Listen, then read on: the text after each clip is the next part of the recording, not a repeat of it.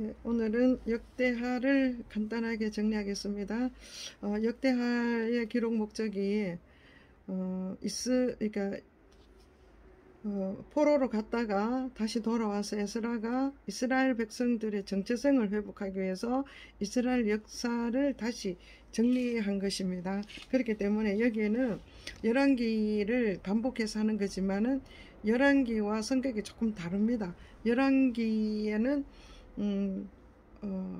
왕들의 실정이 좀 많이 기록되어 있고 또 북이스라엘과 남유다를 같이 기록되어 있기 때문에 좀 이해가 좀 어렵기도 했지만은 여기 역대하에는 이스라엘의 정체성을 중심으로 했기 때문에 또 남유다 왕을 중심으로 이어나가는 거예요. 왜 그런가 하면은 이 이스라엘의 정체성이 뭡니까? 선민이죠. 그러니까 그들이 아브라함과 이삭과 야곱에서 유다 족속을 통해서 메시아가 와야 되니까 그러니까 남유다를 중심으로 기록된 책입니다. 그래서 이제 역대하는 솔로몬으로부터 시작하는데 우리가 더 잘 알지만은 솔로몬 1장에 보면 솔로몬의 1000번제가 나옵니다. 여기는 1000번이 아니라 1000마리의 희생제를 한꺼번에 드렸다는 거죠. 그렇게 우리가 이거 종교적인 스타일로 1000번을 하나님께 제사를 드려야 된다, 예배를 드려야 된다, 이런 사람들이 있는데 좀 종교적입니다. 여기는 1000번입니다. 1000번이 아니고 1000마리입니다. 그리고 이제 솔로몬의 기록은 솔로몬이 건축을 완성하고 그 다음에 솔로몬이 한 기도가 7장에 보면은 하나님께서 솔로몬의 기도를 응답하셨습니다. 응답했는데 그 기도 응답 내용이 뭔가 하면은 7장 12절에 보면은 내가 이미 네 기도를 듣고 하나님께서 이곳을 택했다 이거죠. 그래서 솔로몬의 기도를 듣고 하나님께서 택해서 이곳을 성전으로 삼으시고 내 이름을 일컫는 내 백성이 그들이 악한 길에서 떠나서 스스로 낮추고 기도하여 내 얼굴 하나님을 찾으면 내가 듣고 그 죄를 사하고 그 땅을 고칠 것이고 이곳에서 기도하는 기도에 하나님께서 귀를 기울이겠다 이렇게 약속을 하시는 거예요. 그리고 솔로몬이 성전을 건축을 끝내고 이제 분열 왕국이 시작되는데 르호보암이 왕이 되죠. 이 르호보암도 실정이 많은데 여기는 좋은 것만 많이 기록했습니다. 12장에 보면은 12장 1절 르호보암의 나라가 견고하고 세력이 강해짐에 그가 여호와의 율법을 버린다. 그러니까 하나님께서 복을 주고 은혜를 주면은 버리는 거예요. 그래서 오늘 제가 여기 하나님을 떠나는 자, 지금 솔로몬 이후로는 우리가 열왕기에 봤지만은 왕들이 옳은 왕이 거의 없어요. 또 그래도 좀 괜찮다고 초록 왕을 써도 그 왕도 보면은 온전하지가 않아요. 그러니까 우리가 오늘 저는 이제 그 역대하에는 뭐를 보는가 하면은 옳은 왕 중심으로 보겠습니다. 하나님을 떠나고 우상숭배하는 왕들은 좀 제쳐놓고 정말 하나님의 뜻대로 행했던 왕들을 좀 보겠습니다. 르호보암은 결국 잘 될 때, 견고히 설 때 하나님을 버렸습니다. 그리고 우리가 또 누구를 볼 수 있는가 하면은 아사 왕을 좀 볼 수 있는데 이 아사 왕은 14장 가보면은 14장 3절에 2절에는 여호와 보시기에 이거 선을 하고 정의를 행했는데 제단과 산당을 다 없애고 그렇게 할 때에 하나님께서 이때에 평안 그 나라가 평안을 누리도록 했습니다. 모든 산당과 태양상을 없애니까 하나님께서 그 백성들을 평안을 누리도록 했고 여호와께서 아사에게도 평안을 주셨고 또 이 땅에 평안하니까 싸움이 없는 거죠. 이렇게 할 때에 아사의 고백이 뭐냐 하면 7절에 보면 우리가 주를 찾았으므로 주께서 우리 사방에 평안을 주셨느니라. 그래서 이 성급들을 형통하게 하셨다. 평안 안식을 주셨다.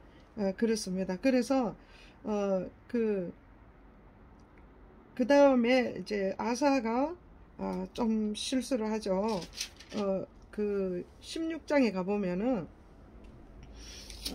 아사가 그 이스라엘, 그러니까 북이스라엘이 쳐들어왔을 때에 그 아사가 아람 왕 베나닷을 의지해서 거기에 막 조공을 바치고 그들에게 부탁을 하는 거예요. 그래서 저 북이스라엘을 쫓아내달라고 그들을 의지했습니다.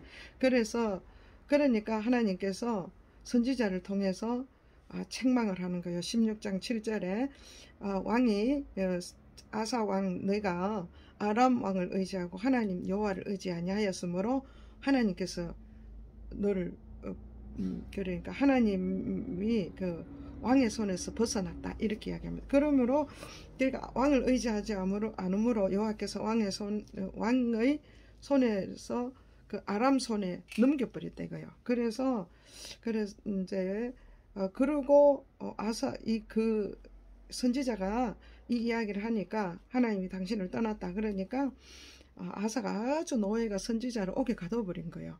그래서 이 일로 인해서 아사가 발에 병이 들어서 발병으로 죽습니다. 그래서 참 사소한 발병도 죽을 수가 있습니다. 그래서 그 다음에 다음 왕이 좀 또 하나님 보시기에 초록 색깔 왕들이 여호사밧이 있는데 이 여호사밧은 18장에 가보면은 여호사밧이 부귀와 영광이 크게 떨쳤고 그렇게 하나님께서 하나님 앞에 정결하고 거룩하게 했어요. 그런데 이 여호사밧은 참 아쉬운 게 아합 가문과 그 혼인을 맺는 거예요. 그래서 이것으로 인해서 나중에 여호사밧이 큰 어려움을 아주 위기를 그래도 하나님 지키셔서 위기를 모면하지만 큰 위험을 당합니다. 아합과 그 연합해가지고 길랏 라모스로 전쟁 치러 갔다가 죽을 뻔했습니다. 그런 일도 있었고 그 다음에 이제 또 여호사밧은 우리 여호사밧을 보겠습니다. 20장 좀 가보면은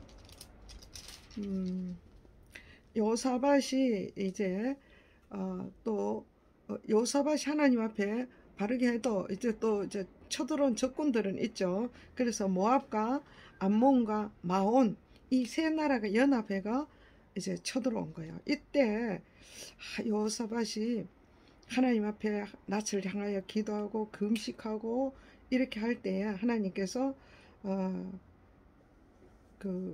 금식하면서 여호사밧이 하나님께 간절히 기도했을 때 하나님께서 야히시엘이라는 선지자를 통해서 하나님께서 말씀하시는 거죠. 이 전쟁은 겁내지 마라.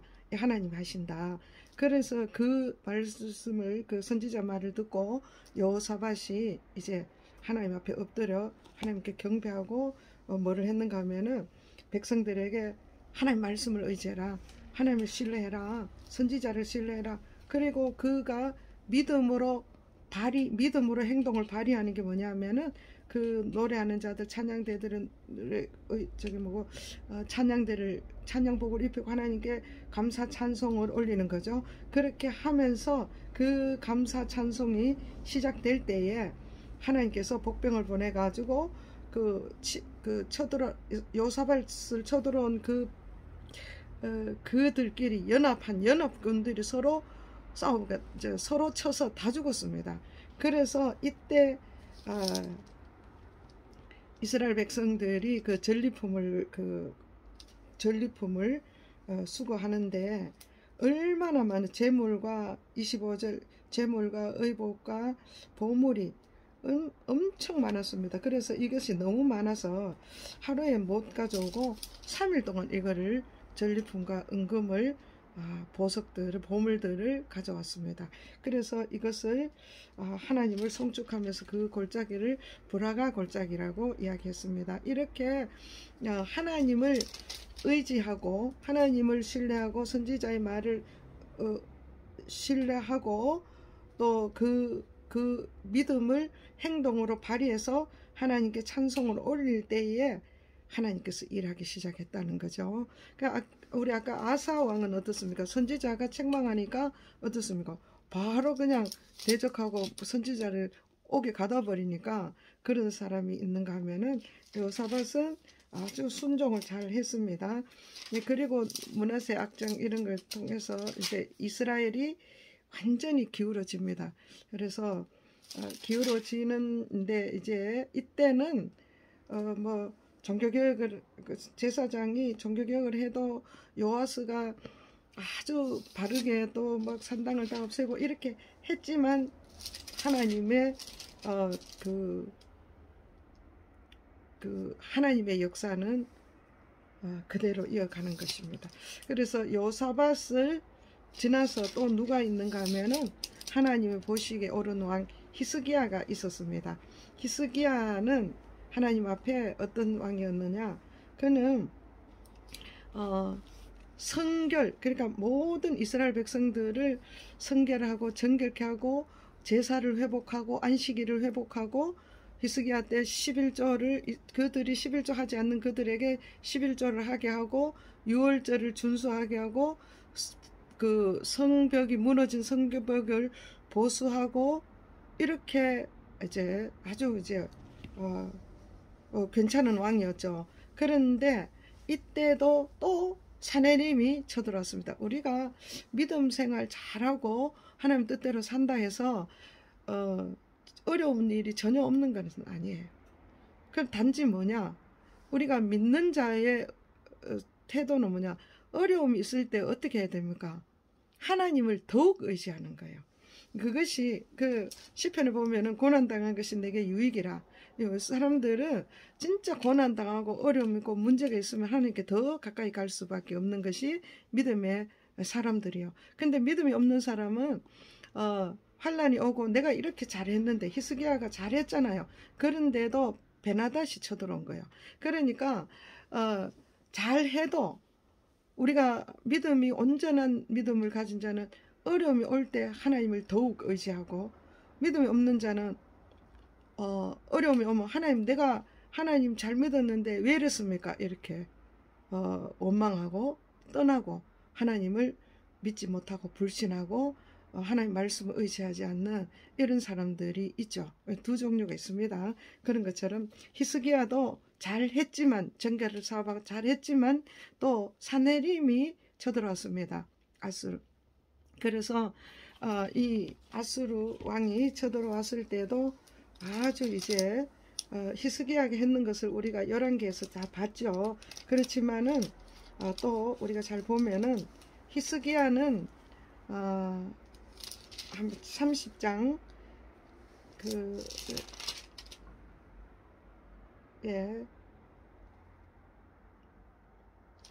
히스기야가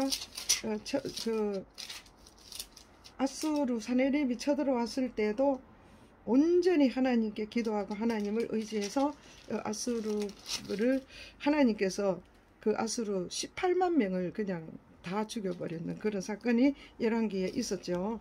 그런데 여기는 기록되어 있지 않습니다. 그리고 또 유월절을 지키고 이렇게 회복했습니다. 그러나 또 이가 병들었을 때에 하나님께서 고쳐주심으로 고쳐주시고 다시 생명을 주는 그 기간 동안에 태어난 자가 므낫세입니다. 이 므낫세의 악정으로 인해서 이스라엘은 아주 이 므낫세의 악함으로 인해서 이스라엘은 이제 멸망으로 가지만은 하나님께서는 그들이 영원히 버리지 아니하고 어떻게 합니까? 예레미야를 통해서 그들이 그 포로로 잡혀가지만은 나라가 없어지고 그렇게 되지만은 하나님께서 그들에게 또 소망을 주는 것은 70년 후면은 돌아올 수 있다. 그 예레미야를 통해서 말씀하셨는데 그 말씀이 이제 36장에 가보면은 고레스가 하나님께서 고레스 왕을 쓰셔서 이스라엘을 돌이켜 이스라엘을 예루살렘 성전을 건축하기 위해서 돌아오는 이런 역사가 이 역대하에 이렇게 기록되어 있습니다. 그래서 우리가 이 역대상하 열왕기상하를 보면서 뭐를 우리가 정리해서 볼 수 있는가 하면은 사사기 시대에서 뭐라고 했는가 하면은 사람들이 하나님이 왕 되는 거 싫다. 그래서 하나님이 왕 되지 않고 이방 사람들처럼 사람이 왕 되는 삶을 원한 거예요. 그래서 하나님께서 그거를 허락하시면서 진정한 왕이 어떤 왕이 진짜 왕인지를 보여주는 것이, 그 보여주기 위해서 사울은 아주 인간 중심적인 사람이에요. 대단했지만, 자기가 처음엔 대단했지만은 끝이 자기를 위해서 사는 자는 끝이 그냥 보통 일반 사람이 아닌, 일반 사람은 자기를 위해서 살죠. 그리고 또 하나님의 나라를 위해서 살죠. 근데 하나님께서 왕으로 세웠단 말이에요. 그 왕으로 세운 자는 하나님 나라의 왕이에요. 그러니까